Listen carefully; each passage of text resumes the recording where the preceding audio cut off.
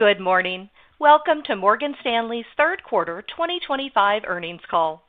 On behalf of Morgan Stanley, I will begin the call with the following information and disclaimers. This call is being recorded. During today's presentation, we will refer to our earnings release and financial supplement, copies of which are available at morganstanley.com. Today's presentation may include forward-looking statements that are subject to risks and uncertainties that may cause actual results to differ materially. Morgan Stanley does not undertake to update the forward-looking statements in this discussion. Please refer to our notices regarding forward-looking statements and non-GAAP measures that appear in the earnings release. This presentation may not be duplicated or reproduced without our consent. I will now turn the call over to Chairman and Chief Executive Officer Ted Pick. Good morning and thank you for joining us. In the third quarter, Morgan Stanley generated record top and bottom line performance with revenues of $18.2 billion and EPS of $2.80. Robust returns on tangible of 23.5% reflect the operating leverage of the integrated firm. The capital markets flywheel is taking hold as the administration seeks to execute on its three-pronged strategy to reshape the economy, with Fed rate cuts likely to continue into next year. Across public and private markets, institutional and retail clients are engaged, seeking trusted advice and global access from investment bankers, financial advisors, and market specialists. From the first quarter of 2024, a top priority for the team has continued to be the reaffirmation of Morgan Stanley's strategy to raise, manage, and allocate capital, and over time to execute on a higher plane when favorable capital markets environments permit. Our business model is activity-based, and while we cannot control the broader economic and market backdrop, the heart of the Morgan Stanley investment thesis remains our delivering earnings and returns durability alongside continued dividend growth through periods of uncertainty. This focus on maintaining earnings durability and driving earnings growth is governed by execution rigor inside the lanes of the priorities outlined in our annual strategy deck. The readout of sequential EPS results during this period underscores ownership of earnings growth and durability against different economic backdrops. 202, 182, 188, 222, 260, 213, and now 280. Morgan Stanley is well positioned in each of our businesses and is demonstrating consistent execution. Total client assets across wealth and investment management are up $1.3 trillion over the last year and have reached $8.9 trillion. In wealth, our scale and client reach continue to drive performance. Reported margins were a full 30%. We added $81 billion of net new assets and $42 billion in fee-based flows in the quarter. Investment management continues to scale capabilities with sustained leadership from Parametric. Across all three regions, our institutional securities business delivered outstanding results. Our equities business affirmed its number one position with a standout quarter. A rebound in the investment banking environment reopened the door to strategic M&A and renewed financing activity. The equity underwriting result was also industry-leading this quarter, which speaks to the power of our integrated investment bank. With respect to the bank regulatory capital framework, regulators are moving toward a more balanced approach, executing on their prudential oversight responsibilities and more leveling the competitive playing field where the largest, best capitalized financial institutions can once again act as a primary engine to drive sustainable economic growth. Morgan Stanley specifically appreciates the Fed's recent reconsideration of our CCAR results, and we look forward to ongoing dialogue and transparency. Our excess CET1 capital stands at over 300 basis points. Periods of economic and geopolitical uncertainty were to be expected as we transition from the post-pandemic period we called the end of history to a period we now could call the continuation of history, a period in which the push and pull of industrial policy, national identity, and technological innovation will continue to be front of mind for our clients and stakeholders. Morgan Stanley will continue to capture opportunities around the world through cycles, staying close to our clients as they raise, manage, and allocate capital. We're actively investing in the integrated firm across wealth and investment management, institutional securities, and across our bank and infrastructure units.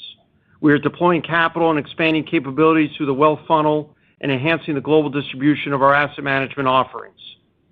As macro uncertainty and enormous opportunity uncomfortably coexist, our 2025 year-to-date results demonstrate both the capability and the capacity to deliver earnings durability and generate operating leverage against shifting economic and geopolitical backdrops.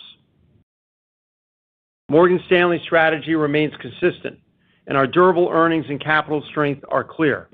The quarter's performance across wealth and investment management, alongside the strength across institutional securities in all three regions, underscores the proposition of the integrated firm.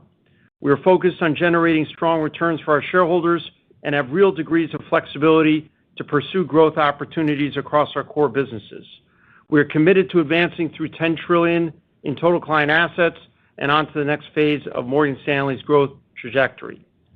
As the firm celebrates its 90th anniversary, we are as ever focused on executing first-class business in a first-class way across the integrated firm for our clients, our shareholders, and our colleagues. Sharon will now take us through the quarter in greater detail. Thank you, and good morning. The firm delivered exceptional results in the third quarter, underscoring the power of our global integrated firm and the scale of $8.9 trillion in total client assets. Performance was very strong across the businesses and regions, driving record revenues. CVA of $2.80 and an ROTCE of 23.5%. The year-to-date efficiency ratio, 69%. The firm continues to demonstrate operating leverage while maintaining focus on longer-term investments. Our investments in Workplace, E*TRADE, and our investment banking franchise are yielding results. Our early AI use cases, some live and some in pilot, are showing progress. These include the DevGen AI tool, which enhances developer efficiency by modernizing code; Parable, an interactive tool that quickly analyzes and summarizes data; and LeadIQ, our AI-powered lead distribution platform focusing on matching workplace and self-directed relationships and facilitating engagement with our financial advisors. Together, these use cases are laying the foundation to drive productivity across the firm. Now to the businesses. Institutional securities revenues were a standout at $8.5 billion, driving powerful operating leverage. While the Americas led the year-over-year growth, clients were active around the world. We are continuing to see attractive returns from steadily investing across the integrated investment bank. Themes around emerging technologies and renewed investor appetite in Asia contributed to the results. Investment banking activity has meaningfully improved after several years of muted volumes. Capital markets reopened and supported underwriting issuance across both debt and equity products. Specifically, market receptivity for IPOs encouraged both sponsor and founder-led companies to come to market. This, combined with strong credit metrics, set the stage for renewed strategic activity. Investment banking revenues increased to $2.1 billion, marking one of the strongest quarters in recent years. The year-over-year improvement was driven by broad-based strength, with underwriting results up over 50%. Advisory revenues increased year-over-year to $684 million, driven by higher completed activity. Equity underwriting revenues increased 80% year-over-year to $652 million, driven by IPO activity, and further supported by strength across equity products and sectors.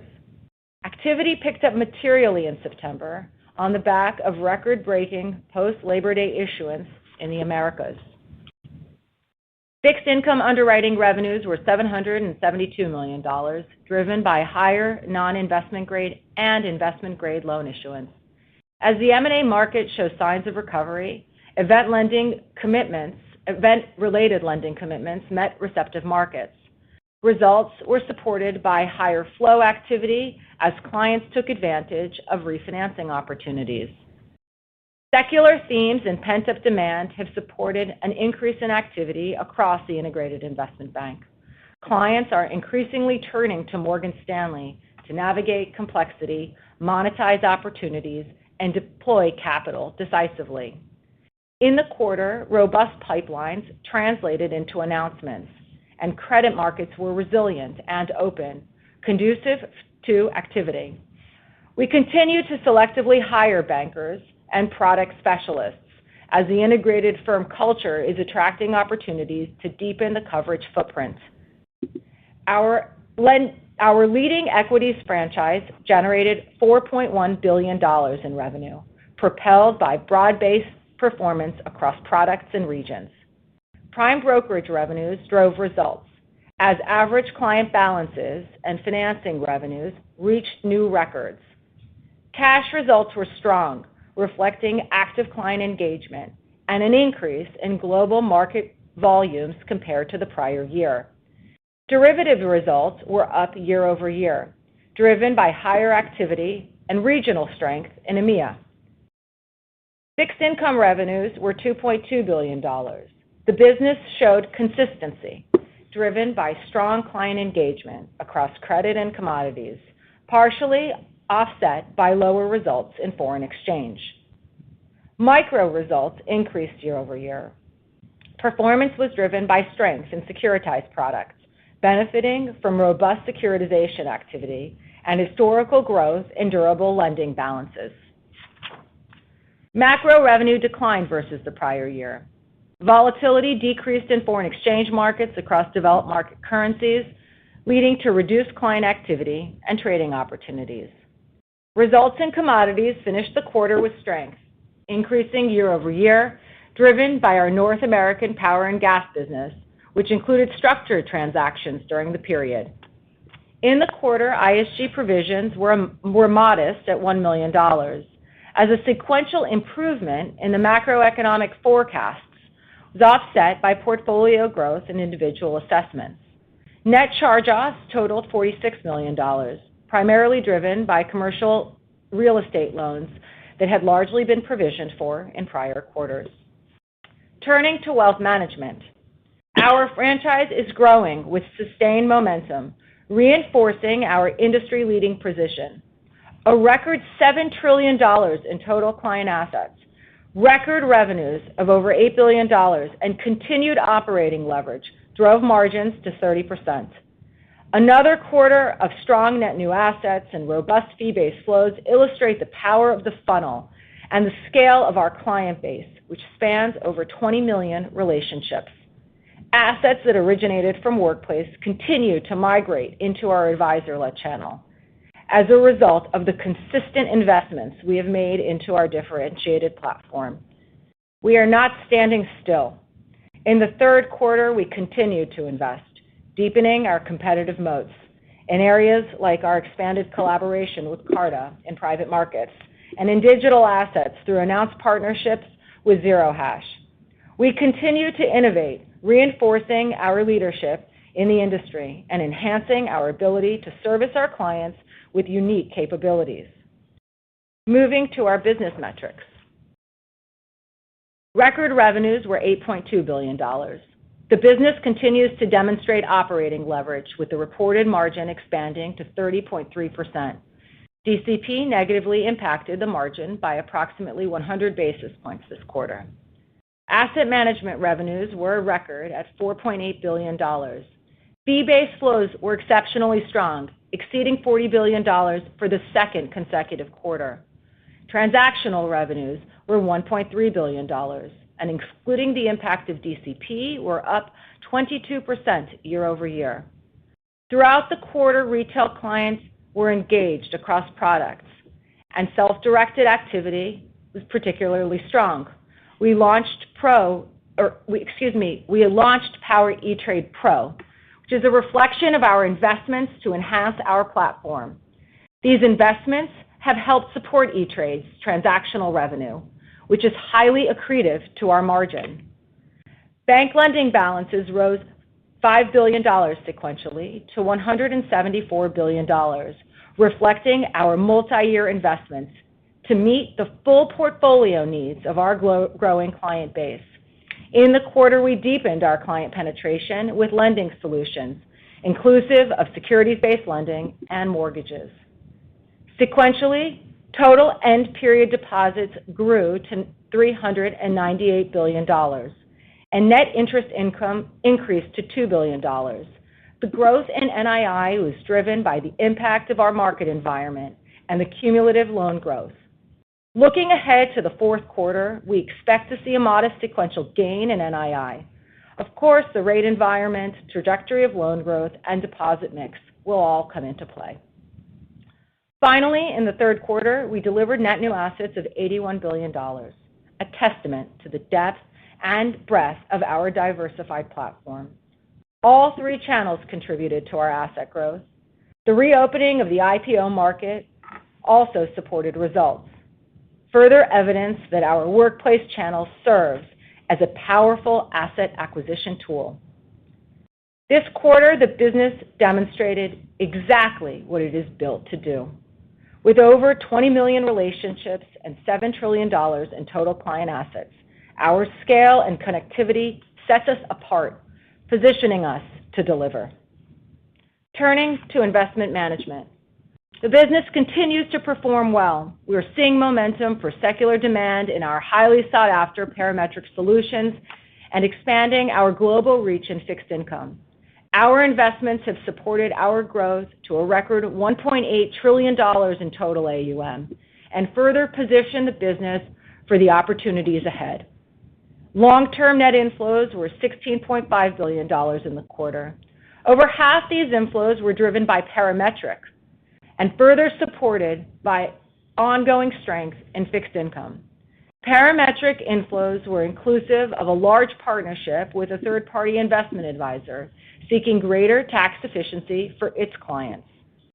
Liquidity and overlay services had inflows of $24.8 billion, driven by demand for our liquidity strategies. Revenues of $1.7 billion increased 13% compared to the prior year. The increase was driven by higher asset management and related fees on the back of higher average AUM.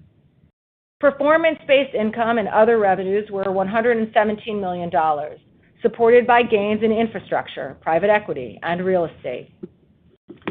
Turning to the balance sheet, total spot assets grew to $1.4 trillion. Standardized RWAs increased sequentially to $536 billion as we actively supported clients. Exposures rose intra-quarter on greater levels of activity and reduced into quarter end as we syndicated risk.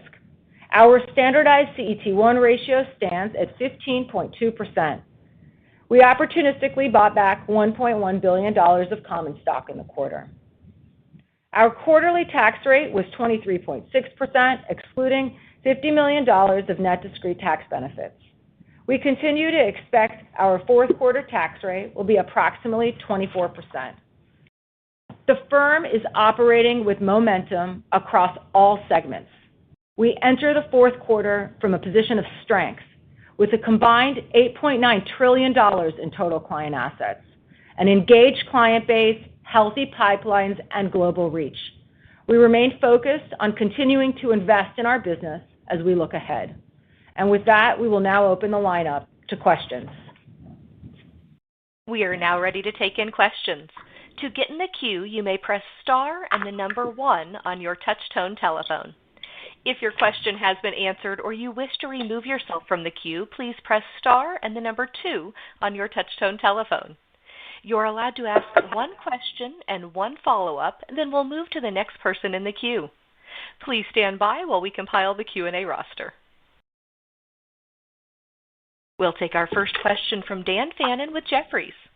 Please go ahead. Morning, Dan. Morning, Dan. Morning.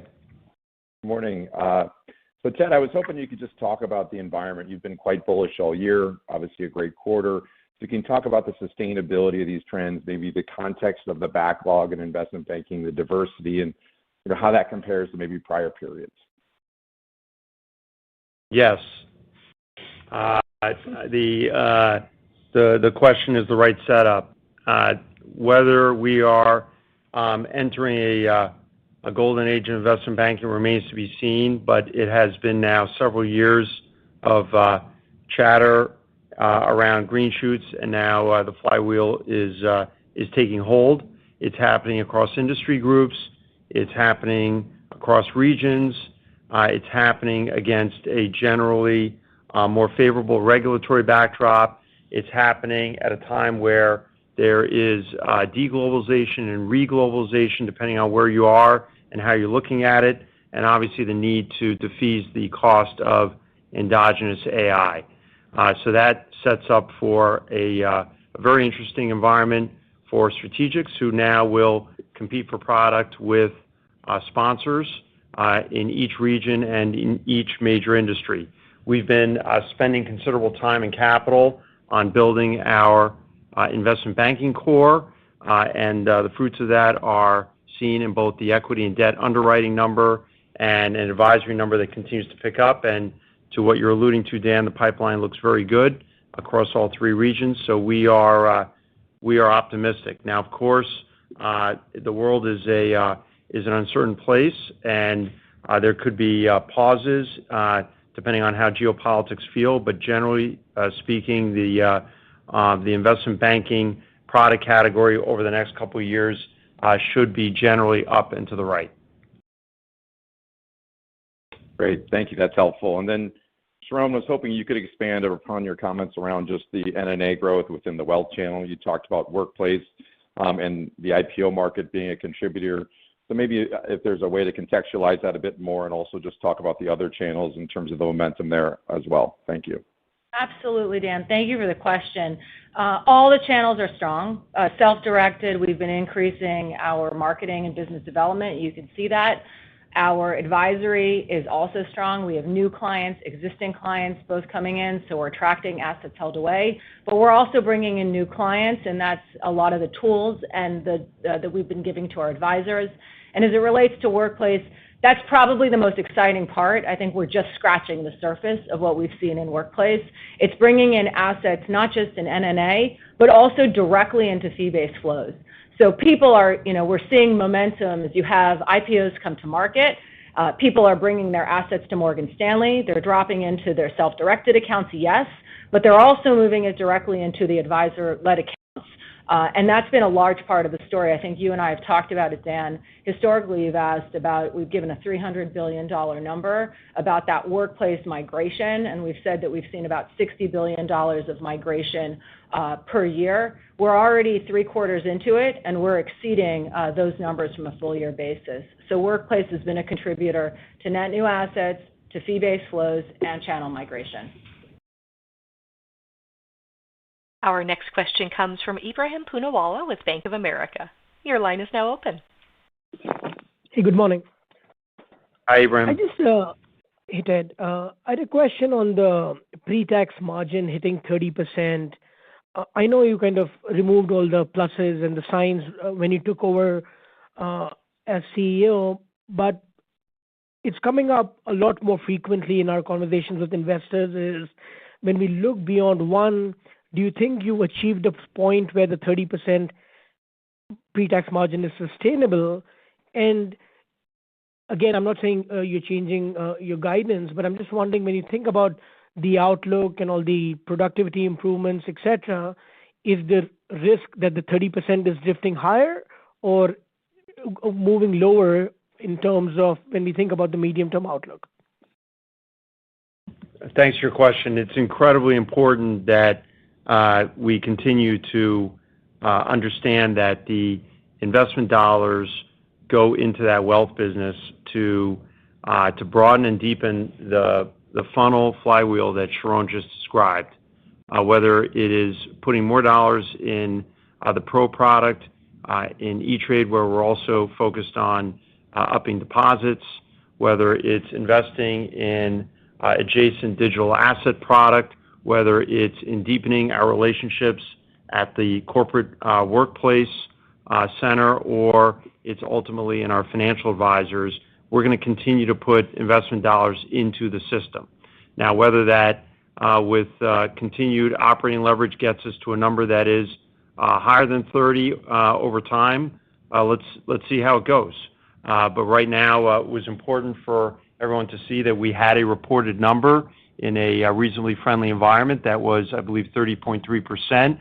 But that is an output, not an input.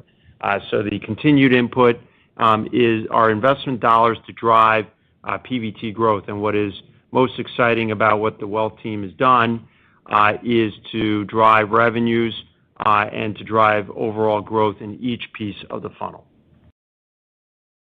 Got it. And I guess just in terms of, you mentioned a friendly environment, there's so much discussions around whether there's an AI bubble. We are in the late 90s in terms of where we are in the cycle. Just talk to us when you think about both sides of the business, investment banking, and as you're getting insights from how your clients on the wealth side are thinking about things. Just how do you handicap that risk of where we might be in the cycle, and what has history taught us of what that implies for your revenue or growth outlook?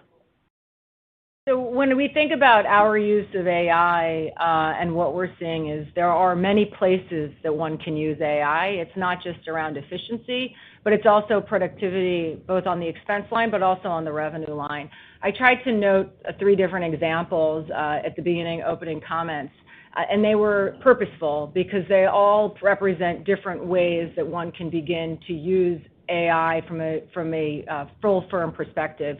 One is just going through code and being able to work faster, make sure that, we can be more efficient with our time, that coders can be more efficient as they go through lines of code that they're able to see and rewrite. And so that's one example that we can all kind of see across different firms, and I think different institutions have talked about it.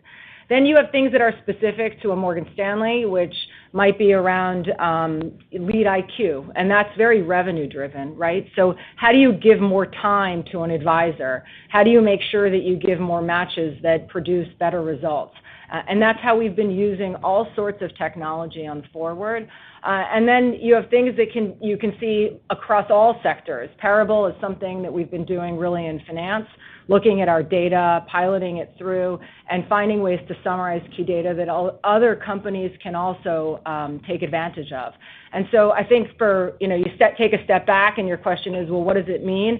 There's a lot of ways to use this technology. It's extremely powerful, and this is another place where I think we really are just scratching the surface of what it can do. We'll move to our next question from Christian Bolu with Autonomous. Your line is Morning, now Christian. Yeah, Morning, good morning, Christian. Ted. Good morning, Ted and Sharon. Wanted to follow up on wealth management and your outlook for that business. Just given your leverage to private markets and the technology sector through Solium or your Carter partnership, I'd imagine you should be an outside beneficiary of the wealth creation around sort of the AI CapEx cycle. Curious how you see that, and then how does that influence your outlook for sort of 5 to 7% organic growth over time? So when we think about private markets, say we are, obviously the largest provider of all the alternative space, yes, for the wealth management businesses, just given our overall aggregate size. It's about $250 billion of client assets. But on the forward, I think what's important here is that there's an education process. We don't look at it as something, you're not going to necessarily flip the switch. There's obviously places that we can continue to see asset growth and asset accumulation. And we're offering new products to our clients, such as just evergreen products that allow for lower denomination size. But this is a journey, and it will take time as we think about the education process and re-weighting or rebasing individuals' portfolios. So absolutely a growth opportunity, but again, one that will take time. Thank you. And then on equities, really nice growth there, and it's been a consistent pattern of share gains in that business for a while now. Just remind us again, kind of what's driving share gains there, and then where do you see further opportunities going forward? So as it relates to equities, It's an incredible business. We've done an incredible amount of investing in our platform, in our people, and in also our global regions. Equities more broadly does speak to what we've talked about when we talk about durable share-based gains for ISG. This is a durable business where you have increases in prime brokerage balances. We have obviously spent the time looking at our end clients and looking at the end balances. But this is yet another place where you do see technology investment dollars going in. You see that on the derivative side, and you see that on some of the cash-based businesses and what we've offered internally in terms of trading tools to make our own business more efficient. So for us, Christian, what's important is the consistency and the consistent growth that we've seen in that equities business. And I would be remiss if I don't mention, yet again, the strength of the global nature of this franchise. We talk a lot about our competitive moats. Those moats are not built immediately. So when we talk about these investment cycles, we've been investing in Asia, throughout Asia for some time. In different periods of time, you see different periods of growth across that region. Sometimes it's Japan, sometimes it's China, sometimes it's India. And so that global reach and that investment is one that you're just seeing take place and take shape, I should say, as the global markets begin to reemerge in this capital market cycle. We'll move to our next question from Brennan Hawken with Bank of Montreal. Good morning. Thanks Morning, for Brennan. the questions. Hey, how you doing, Ted? Talk to you again. I'd love to drill into the Carta relationship. So you guys recently expanded that partnership. You made reference to it in your prepared remarks. Can you speak to the experience that you've had with Carta prior to that and your expectations for the now larger relationship? Yeah, it's really nice to hear from you, Brennan. So it's nice to hear you back on our calls. This has been a multi-pronged approach in terms of the Carta relationship.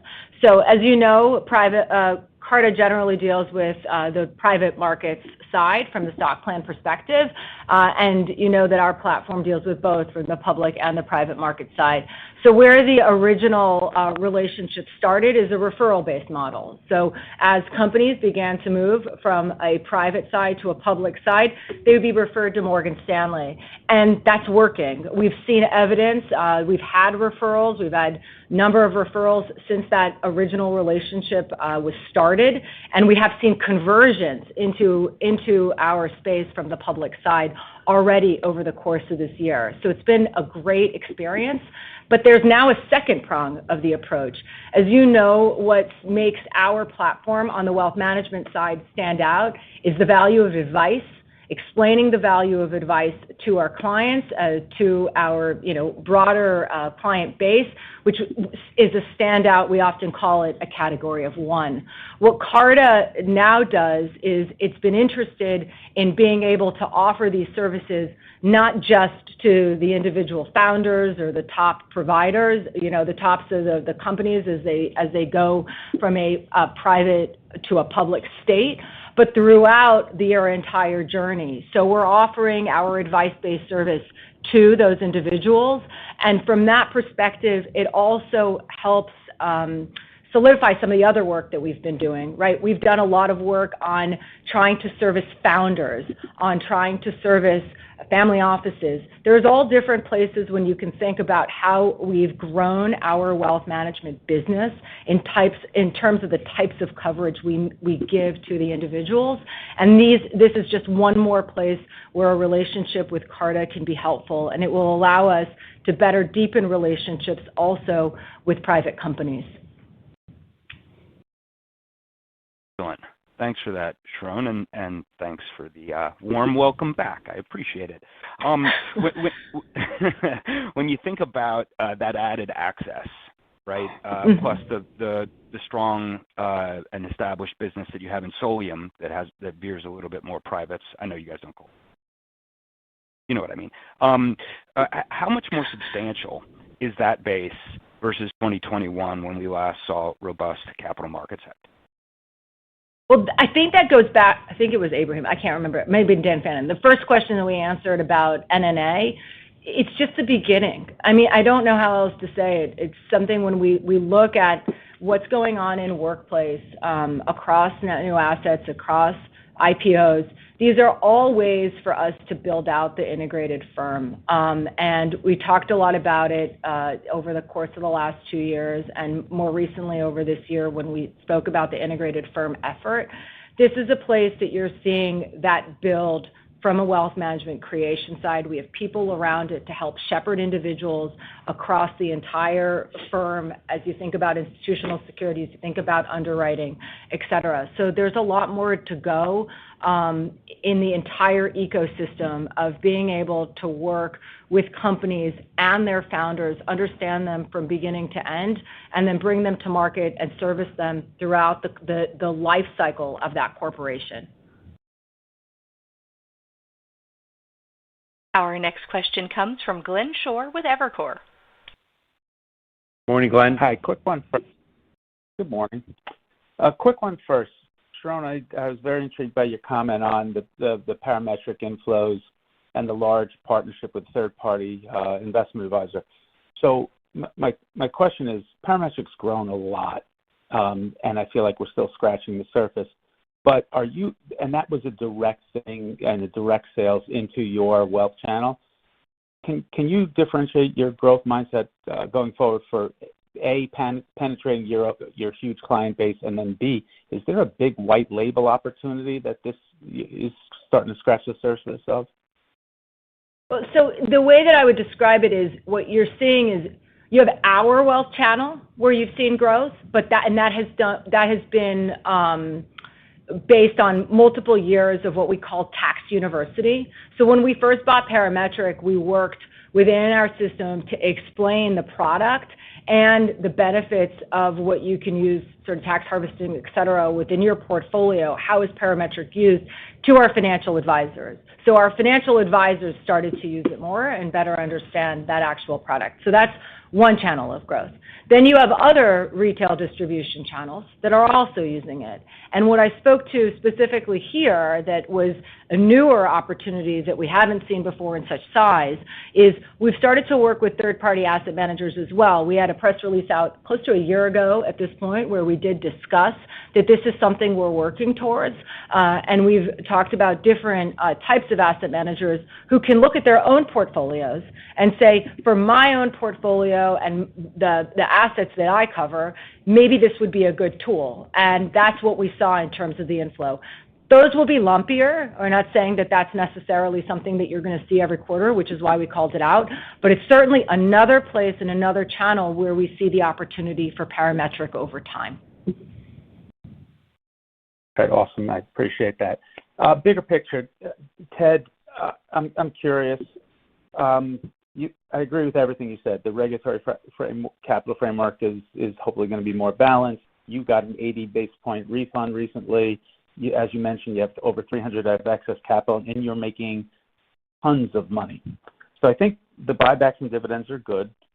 But my big question is, are there areas that you could deploy more capital at a higher pace into to drive growth? Your return on tangible equity is hardly anything to complain about, but it is a big denominator. Are there areas that you could deploy at a faster pace, whether that be organic or inorganic, that would just broaden the platform, make the company better, drive future growth? Well, Glenn, as you say, that's the key question. The dividend is now $1 a share. That is sacrosanct, and we'll continue to grow that along. The buyback has been opportunistic. We'll continue to buy shares back, maybe at a slightly higher cadence, but we're going to continue to view that as a tactical lever. As you know, over the last year plus, we've created $7, $8, $10 billion of capital dating back a number of quarters. So that, of course, has been effectively capital put in the piggy bank. As we think about investment, you heard Sharon talk about a whole bunch of that. The best uses of capital continue to be internal investment into the business and to the integrated firm. They can either be adjacent investments or they can be a little more orthogonal, like digital assets or something that is kind of new and offers diversification effect. But they're all in the cylinders of the strategy around the wealth investment manager and then the investment bank. The mantra has been to scale with our key clients, to build out product capabilities, to invest in technologies. That's why I thought it was great that Sharon went into some detail on some of the technologies that are being born as we speak. Some of them are efficiency driven, some of them are effectiveness driven. If you think about the kind of locus of where the integrated firm is, it's around the key decision makers at these banking or asset management clients or our wealth management clients, where they are the primary decision maker for strategic financing or catalyst events, which of course dovetails with the investment banking wave that is kicking in now. And we are investing a lot of dollars, whether it's in the markets business intra-quarter or it is through our wealth clients, either directly or indirectly. So E-Trade Pro is effectively an investment. It just happens to be an internal one. Sharon has spoken at some length around workplace and connectivity of private companies in Carta. Think about what we're doing with Zero Hash and building out the full wallet. Some of this stuff we can either, hearkening back to the equities days of 15 years ago, we might buy, we might build, we might lease, but those are investments that are made inside the business and eventually for the benefit of our financial advisors. We're also building out our bank. That is a key channel that we are much focused on, as you know, Glenn, and that's gotten a lot of dollars and attention too. So the organic opportunity is the one that clears the bar and checks the most boxes. And that's going to be the continuing strong bias of the group. That having been said, we are well aware of the capital cushion. We do have, thanks to the better part of 15 years of Mr. Gorman, we have been well versed and trained around the thinking on the inorganic, whether it fits in the strategy, whether the culture's right, whether the timing makes sense, and ultimately whether the price works. Strategy, culture, timing, price. And right now there is a lot of product that is coming at us, but in virtually every case, Glenn, we feel we can do the build internally, organically. And for the last 2 years, I think you'd agree what's been most important in the delivery of our management team, which has worked together for 10, 15, 20 years, beginning, of course, with Dan and Andy leading the firm, and then Sharon, Eric, Charles, and then the rest of the operating committee, that for the last 2 years, we've been focused on saying what we're going to do and putting up the numbers. And that hasn't been at the total expense of the inorganic, but we have felt comfortable continuing to make the case that there is growth both in wealth and investment management and then durably inside the investment bank, and that the sum of those two would be greater than the whole in the context of the integrated firm, that it would not just be kind of salesy, but it would be something that in the right kind of market environment would offer operating leverage. So in a sense, it's been the little picture of both kind of, squirreling away some chestnuts, but then also building out the income statement, making sure that there's manifestly operating leverage against the uncertainty of geopolitics and transitioning economy. And then over time, we can consider carefully whether the inorganic ticks all four boxes: strategy, culture, timing, price, and whether we want to fold something in. As you well know, this firm has successfully integrated Smith Barney, Solium, E-Trade, and Eaton Vance. But there is such a thing as winner's curse in the financial services space, and we were not about to make that mistake. We don't need to put up a print for the sake of it. We are very excited, by the way, on our announcement on Zero Hash. We think it's great. We're building out the full wallet, and we will be ready to go as we move into 2026. But whether we continue to compound the wealth and asset management base through $10 trillion organically, or whether we do something inorganically, it'll have to fit the test. But I wanted to give you a sense that, of course, we think very much about the big picture, forest for the trees, but we also, in this 2-year period, have been very much focused on the little picture, the speck on the rug, and making sure that we have numbers that are clean and that sustain the valuation that the market has awarded us, and then we move forward with a capital buffer that is 250 to 300 basis points plus. We'll move to our next question from Erica Najarian with UBS. Yes, hi. Morning, Erica. Just had one follow-up. Good morning. Just had one follow-up question on the back of the first question on the investment banking backlog.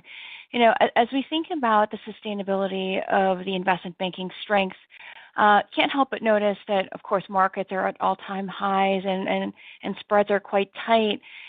It seems like the right precondition for the realization pipeline for sponsors to also take hold.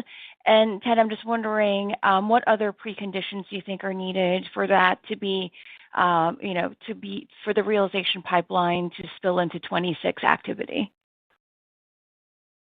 We're seeing it. So thank you, Erica, for the question, but we're beginning to see it already. We saw it in the third quarter, and it continues to be a big part of our sort of backlog as you think about and pipeline for the forward. And the reason that we think that it's coming to fruition is, as you said, we are seeing the capital markets kick in. As Ted said, he says the capital flywheel is working. The capital markets flywheel is working. Specifically, when we have IPOs, that provides another lane for exit. And so that provides two sort of places that a financial sponsor can look, both an acquisition opportunity and an exit from the perspective of an advisory or from the perspective of IPO. And so what we've seen is that that's been helpful to help the engagement, and it's certainly something that's already beginning to play out in the marketplace. And the bigger picture here is that being a private company, a successful private company over the last number of years, as you know, Erica, the old rule of thumb was when you had a certain number of beneficial owners or a certain level of wealth created, you needed to go public, if for no other reason, to defease employee stock option plans and to have a currency to get bigger through acquisition. The reality is that the democratization of the private channel and the ability for companies to stay private longer has been one that has very much taken hold and, for lack of better words, been institutionalized over the last 5-10 years. So being a private company, a good private company, has been a good thing, and the street has been helpful in offering sponsors additional space beyond the 10-year fund to continue to keep the winners in-house. At the same time, being a public company has not been that great. The regulation got, as you know, much tougher. And the reality of being a mid-cap or even small-cap company that may be orphaned and still has to comply with the regulatory burden is tough. So one of the things that we think is going on here is that with some rebalancing of the regulatory framework, the ability to go public perhaps earlier, and to draw the attention of new issue investors who are not cleaning up a secondary sale of a financial sponsor, or a strategic investor, but in fact are coming in where there's still plenty of growth and a sort of going public discount premium that makes it an exciting asset class again. We're optimistic about that. The reality is the sponsors have not moved as fast because they've had the ability to sustain these capital structures as private companies. That has its pluses, that has its minuses.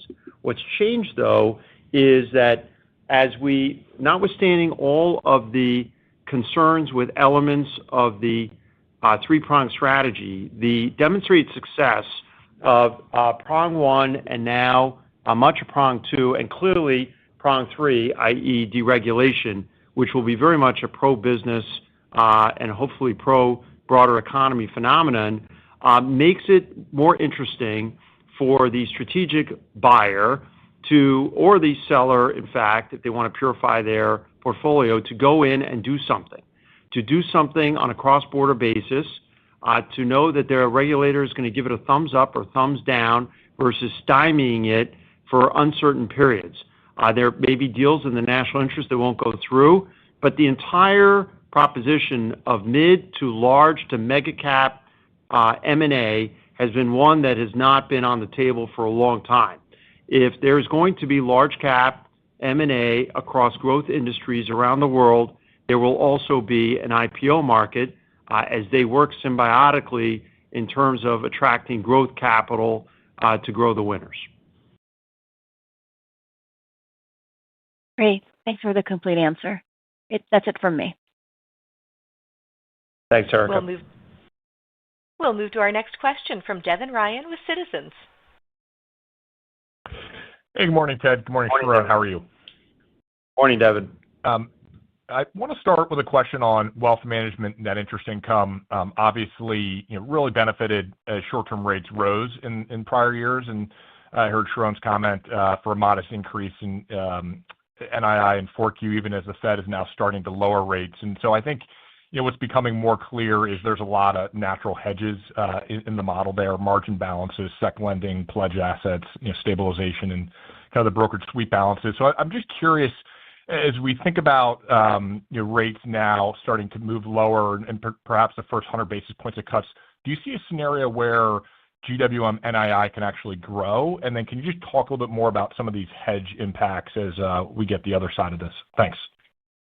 Yeah, absolutely. I'll take the question. We will revisit 2026 guidance in 2026, but sitting for where we are today, yes, there is room for an inflection as you continue to move higher. You could ask me, well, how could you, to your point, well, what are these offsets and how can you get there even if rates begin to move down? Of course, it will depend on how quickly rates move, and if it's priced as it is from the forward curve we sit in today. So all of my answers are predicated on that, on kind of this moment in time. But at this moment in time, the reason that you can have that outlook really has to do with the lending balances that we've seen and the consistent growth in lending balances. SBLs, for example, is something that I talked about this quarter. I think we've talked about it over the course of the last couple of quarters, and a place of growth. And that is coming not just from existing clients. So you could say, well, your existing clients, aren't they tapped out? We're getting new balances. We're getting new client participation. And there's more to do to help the bank itself grow, as Ted said. So that's a place where you can have that potential growth. The other offset that I would note to you is historically, when we've seen rates come down, we've also seen an increase in balances. So yes, there's a trade-off in terms of how quickly will those interest rates come down and what will that mean. But that is, from a sense of modeled behavior, another natural point that you could see in terms of a potential upside rather than downside on the forward. That's great color. Thanks, Sharon. And just a quick follow-up on the equities trading results. Obviously, feels like the bar keeps moving higher here, and you referenced the growth in financing and kind of record results there. Can you just give us a sense of kind of what the growth function has looked like in financing relative to intermediation over the past couple of years, and then just what the mix kind of looks like there today and how that's evolved as well? Because it just feels like you're building kind of a higher base overall in equities, and love to just get a little more sense there. Thank you. Certainly. I mean, we talked about record balances in financing, and we talked about that. That should think about that relative to where markets are. You're gaining client share, wallet share, but you're also one is benefiting from increased balances as the markets have risen. As it relates to the more transactional level of activity, that's going to really be based on what's going on in the marketplace in that time. And you could see that more based on a volume-driven approach, i.e., are volumes rising or are they falling, and client activity more broadly. So that might be more idiosyncratic to your point. And so, yes, the base will rise as those prime brokerage balances will rise, assuming that there's not sort of some major market decline which would cause a contraction in balances. Yeah, I mean, to echo that, we're at 6,700 S&P and, index asset price highs around the world. So if there is a deleveraging event or just lower, let's say there's a sort of recession scare and the markets are lower, well, by definition, the financing revenues will be lower. I mean, they are linked in that sense, as you know, inextricably. What is an interesting development, though, inside of equities is, first of all, as global as ever, Sharon has talked about, we have a business that is thriving both in Asia, which is, as you know, multiple locations, and then also in Europe, again, multiple locations. But then also the development of our derivatives business, liquid derivatives, and the cash business, once thought to be one that would be totally electronified, that is being run very much as a barbell with a best-in-class MSET product, as you're aware of, but also one where the high-touch, old-school, research, sales-driven product with a world-class research department with folks who have been at Morgan Stanley for 20, 25, 30 years, who are embedded with our asset managers and are able to help them capitalize in a market now that is rewarding dispersion across strategies and across weighting. So the first time in a generation, you have real dispersion amongst our clients, which means they are looking for intellectual capital. We can offer that, and that there is real ability now to monetize that, not just in the classic financing pie, but also across cash and derivatives. We'll move to our next question from Mike Mayo with Wells Fargo. Good morning, Mike. Hi, Ted. Hey, in the past you said it's the moment of, I think, quote, wow. And I guess it's playing out. And you mentioned IPOs, mergers, the flywheel. You mentioned U.S., Europe, Asia, mid, large, major corporate. So it seems like a lot's going on. But I think the question is, can you size where we are in the capital market cycle? Like, what inning are we in? Are you over-earning, under-earning? Just if you can dimension this for us. Thanks. Well, I mean, you've been at this long enough to know that the typical answer that one would give would be driven by where we are in the economic cycle, and I'm just not sure it's working that way this time. There is clearly pent up supply of product and idea flow that, as we've talked about, stems back from the earliest days of the pandemic, whether it's embedded in sponsor portfolios or it has been sort of ideas in the making inside of the EU or Greater China or in Japan or obviously in the United States. So some of that inventory is meant to come. There's also the reality of almost like a Meeker-esque, big size creates category killers, and the regulatory kibosh on large cap M&A has also been kind of an unnatural constraint to the supply of large cap mergers that now need to happen to defease the costs of AI. So I think those are all tailwinds. What I am less certain about, and I wouldn't want to be caught on the wrong side of kind of an ebullient take on the world, is there is a lot of geopolitical uncertainty by definition, and there is considerable uncertainty around how a K economy manifests itself in terms of Fed policy and then fiscal response function. I mean, to just ignore that would be silly. And the markets have come a long way. And then there's also the reality that the private capital class has been democratized over a relatively short period of time. So there will be occasions where folks are going to find out things they don't like around liquidity or issues, whether, by the way, those are public or private companies. So I don't think it's just blue sky, all boats steaming. What I do think is that for the first time in a long time, the largest investment banks that have global enterprises, that have invested in world-class corporate finance bankers who can offer the full set of global idea flow and then risk management around uncertainty through an M&A announcement, which is not just regulatory uncertainty, but it could be foreign exchange, it could be the hedging of interest rates, and then through to the complexity of a rights offering or a sub-IPO. That entire daisy chain, Mike, probably takes us back to something that feels like the mid-'90s, for example. It could take us back to periods that are in the mid-00s before credit got out of hand, where you have real companies that are getting out and doing back-to-basics corporate finance. The difference now is you need the full kit, you need the full global support, and it has been, as you've pointed out, and rightly pointed out, a lot of talk about a lot of green shoots for a heck of a long time.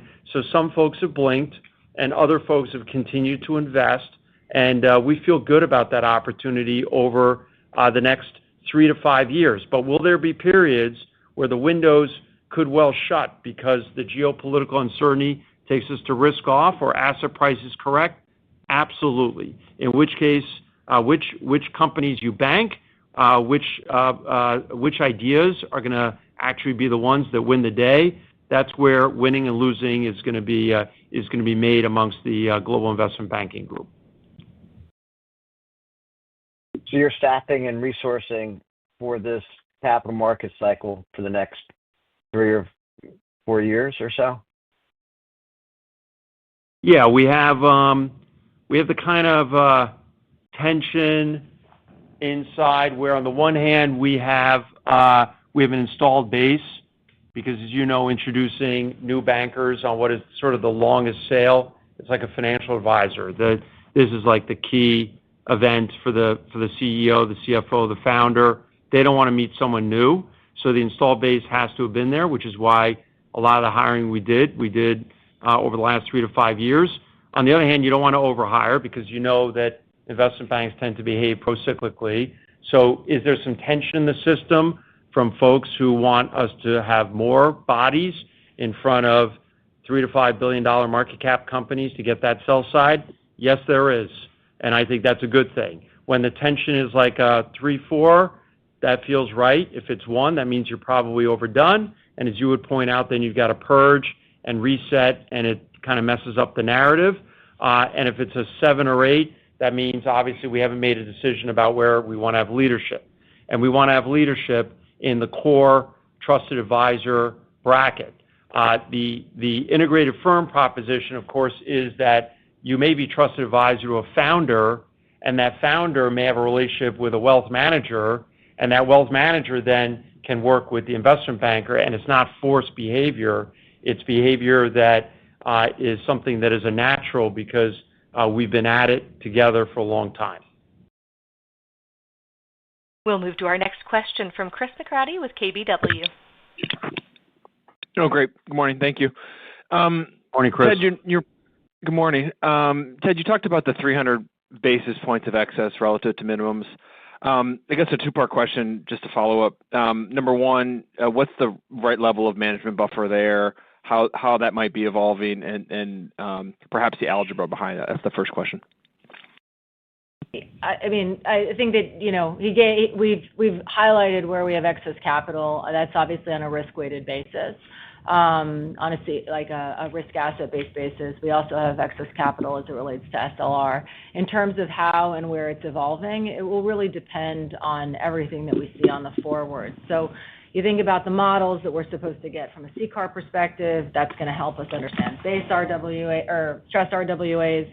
You think about Basel, that will help us understand what is base RWAs. Then you have to understand the overlap and GSIB. So those are all 3 pieces on a risk-based capital framework that we're waiting for, and that will help inform us on the forward look, as well as a finalized rule on SLR, which I think the industry is really looking forward to seeing so that we can move away from that being a binding constraint and a backstop.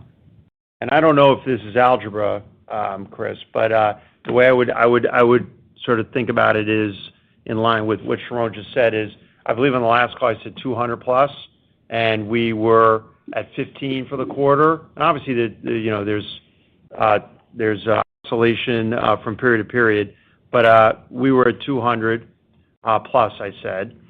We said right, and then this quarter went from 15 to 15.2, notwithstanding obviously the payout of the dividend and the buyback, because we just accreted more capital.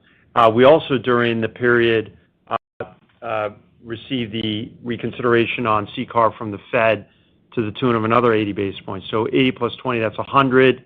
And so I'd say the 200 goes to 250 plus in the spirit of conservatism, taking 50 out of the 100. All right. So 200 was sort of 200 plus was the prior. 250 plus feels like the way to say it. Sure, we could say more because the actual number is 340. The implied buffer is there. I think others have said, colleagues on prior calls, and I would much agree with and repeat. The algebra, as you say, around the number, by definition, you need to have effectively a buffer on a buffer because of the regulatory uncertainty, which nodule is the governor, and then the entire process of going through submissions and the like.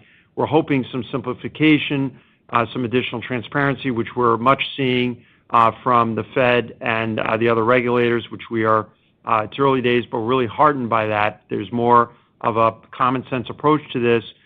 Should, by definition, over time, prudently lower the size of anyone's buffer because they just know predictively what framework they are being measured by, as opposed to the uncertainty underlying the test itself in times that are relatively not uncertain for large, well-capitalized banks 15 years after Dodd-Frank. So that would be the way to think about it in terms of the size of the buffer. But if you wanted to just jot down a number, I'd say 250 plus is a comfortable way to go from here. Did you have another question? Oh, no, looks like we're moving here. We're moving. Our next question comes from Saul Martinez with HSBC.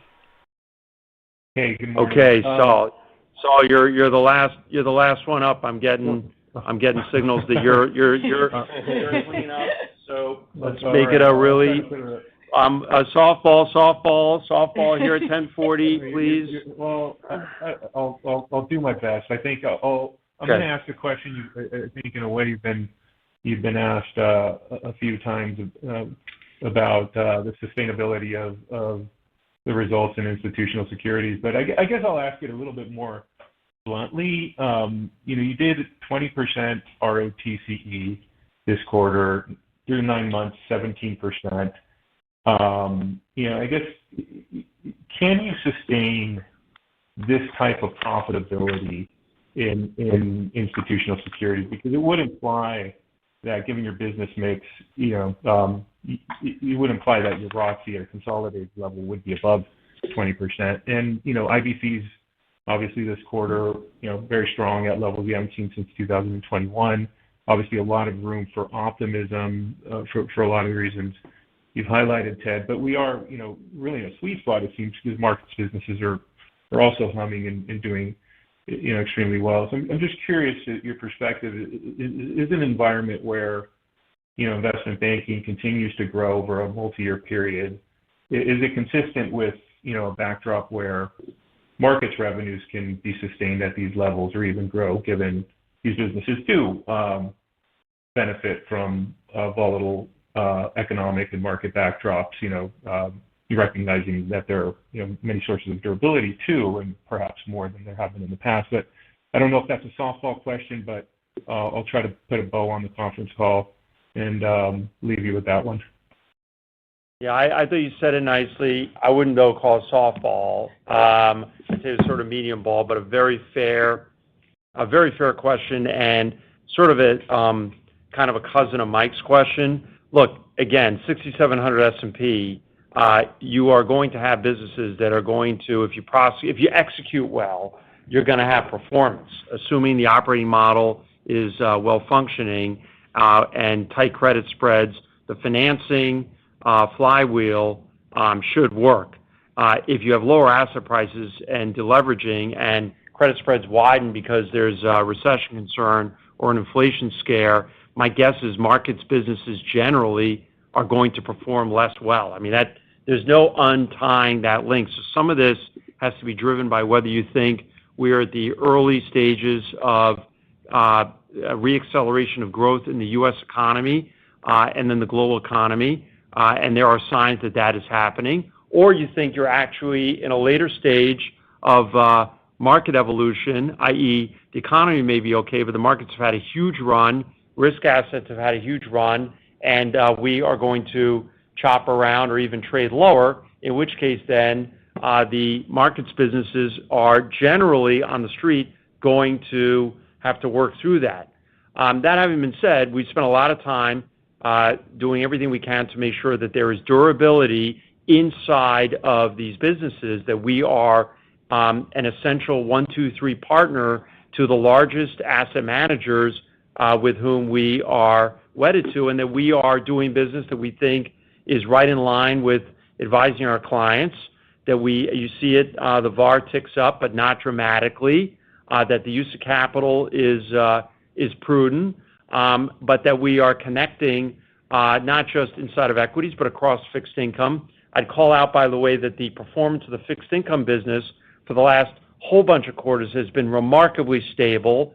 That speaks to the management of that business as a part of a durable narrative inside of the investment bank, but then across the firm. The investment banking flywheel, again, is also activity-based and economically sensitive, but we do think that the pent-up supply there is going to have to come, and we do believe that in the investment banking and capital markets new issue arena, we are gaining share. We would be seeking to do that globally over the next year, 2 years. And then as it relates to the markets business, i.e. sales and trading of stocks and bonds, we want to do it prudently. We're not looking to overreach. We are well aware of what the underlying valuation narrative is for Morgan Stanley. We want to serve our clients. We want to help fill capacity and capability for them, but we are going to continue to have a high bar on what new business we take on and how it generates incremental margin. Ladies and gentlemen, this concludes today's conference call. Thank you, everyone, for participating. You may now disconnect and have a great day.